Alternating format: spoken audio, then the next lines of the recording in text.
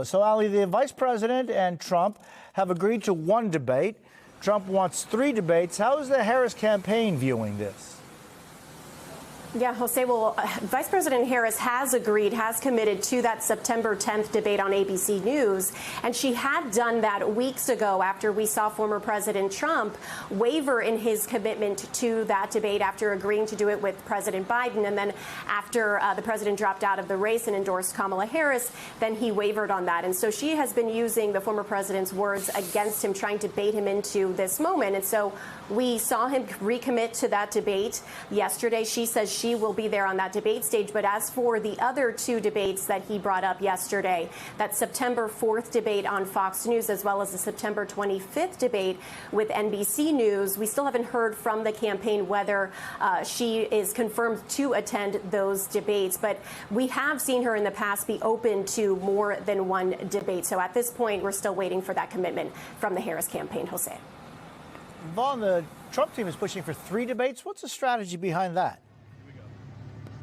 Right. Well, look at the timeline of the proposed debate. September 10th is the ABC debate, which Donald Trump was holding out on agreeing to initially until yesterday, until the Vice President Kamala Harris agreed to a September 4th debate. Of course, that's a week before on Fox. And so far, Kamala Harris has not agreed to participate in that debate. And the Trump campaign was pressing the current vice president to agree to not only the ABC debate, as they have now said that they will attend, but the Fox debate on September 4th that has been proposed, as well as an NBC News debate for later on in September, September 25th.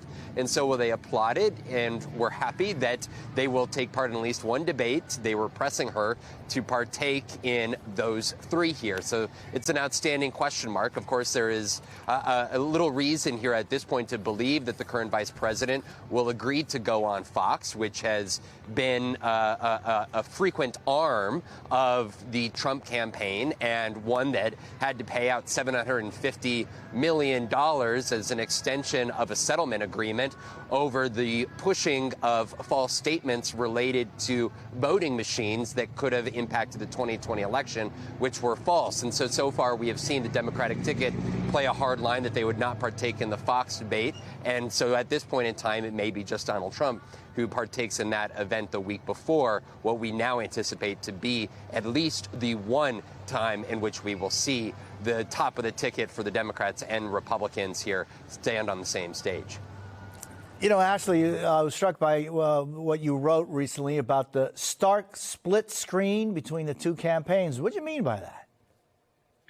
So especially with the addition of Minnesota Governor Tim Walz to the Democratic ticket, you're really seeing the Democratic and the Republican campaigns offer very different visions of what they think voters want. And on the Democratic side, we're seeing the current vice president and her running mate offer a hopeful, optimistic, affirmative vision for the future and having a heck of a good time while they do that. There's something incredibly joyful about their barnstorming the country this week. When you saw Governor Walz appearing with Vice President Harris for the first time on Tuesday, they were both, but especially him, positively giddy. There were moments when I went back and listened to the tape because you could hear him kind of audibly giggling, tee-hee-hee. And even when they were taking on Trump and his running mate, they seemed to be doing it with joy when they were pushing back on attacks. And on the other side, you have Trump and J.D. Vance offering a pretty dark and dystopian vision of what a future looks like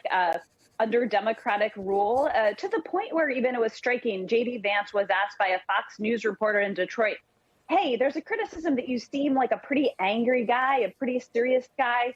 What makes you happy? It's a pretty softball, easy question. You know, my children, puppies, cats maybe. So that might be controversial, but it's an easy question. And his answer was, again, kind of a little bit on edge and angry and forceful. So you're just seeing really different campaigns. And it's an interesting doubling down on both sides of what they think will attract voters to their side in November. Yeah, actually, those are joyful moments for the Harris Walz campaign, but their message is very much pointed at times. That's absolutely right. They're also offering warnings about what they say would happen in a Trump presidency, but they do it less by painting, again, this sort of dark dystopian future of how bad things they claim would be under Trump and Vance, and sort of arguing, here's what we're going to do that's different. They've made a point of talking about freedom. And yes, it's very pointed, because on the one hand, they're saying, look, our opponents are anti-freedom. They would take you backwards. They would take you backwards on reproductive rights. But at the same time, it's pointed, but it's also affirmative. It's saying, here's what we would do that we believe is pro-freedom. And even when, for instance, Vice President Harris is pushing back on attacks from Trump, so far, she has not gotten particularly defensive. She's kind of been either casually dismissive, which we know gets under Trump's skin, or she's been a little playful and said, you know what, Donald, why don't you come and say it to my face? And so there's just a sense of fun and joy infusing what, as you correctly point out, is at times a pretty pointed message against their opponent.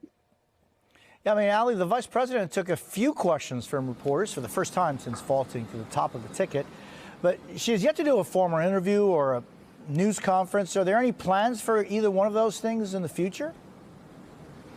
Yeah, Jose, you saw former President Trump seize on that during that press event that he held at his Mar-a-Lago resort yesterday. But Harris aides are saying that they understand the pressure and the need to be more engaged with the media at this moment. But they're pointing to several reasons why Vice President Harris hasn't been able to do that over the last few weeks since she became the de facto Democratic nominee, now the official Democratic nominee, pointing to this historically fast vetting process, pointing to her campaign trail schedule since becoming the nominee.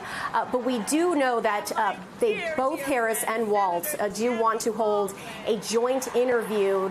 This aide says, quote, in a few weeks. They say, though, it is unlikely that a substantive interview with the two happens before the Democratic National Convention begins on August 19th. But Harris was asked about this when she was leaving Detroit yesterday by reporters about her engagement with the media and when that interview could possibly take place. Listen here. There's been a lot of questions about when you're going to sit down for your first interview since being the nominee. I've talked to my team. I want us to get an interview scheduled before the end of the month. So lots of eyes are going to be on when that interview will happen and with who, Jose.